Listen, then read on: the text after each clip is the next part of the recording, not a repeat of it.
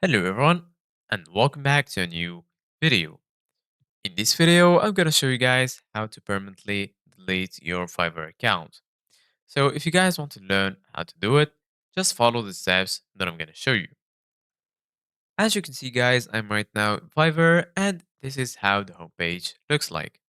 So right here in the top we have dashboard, my business, growth and marketing, analytics, and here we have notifications, messages, help and resources, and lastly, right here in the corner, you're gonna find your profile icon. Go ahead and click on it, and here you're gonna find switch to buying, profile, refer a friend, settings, billing and payments, and here you're gonna find your language and also your currency. Go ahead and click on profile, and as you can see guys from this page, you can change your name, your display name, your image, and so on. And if you go to settings, right here, you're going to find four sections. So there's the account section, security section, notifications, and lastly, business informations. In the account section, right here, you can add your full name. Here, you're going to find your current email address.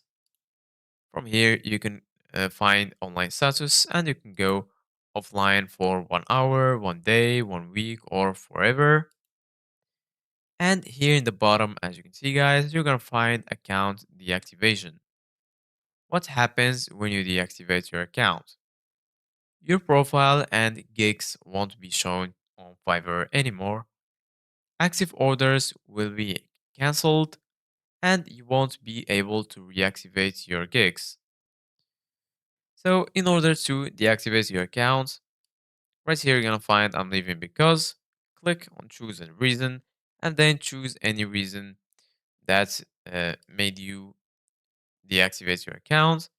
Right here you can add some details and then go ahead and click on deactivate account. As you can see guys, right now I have this message, your Fiverr account is closed. So this is it guys for today's video. Thank you guys for watching. See you guys in the next video.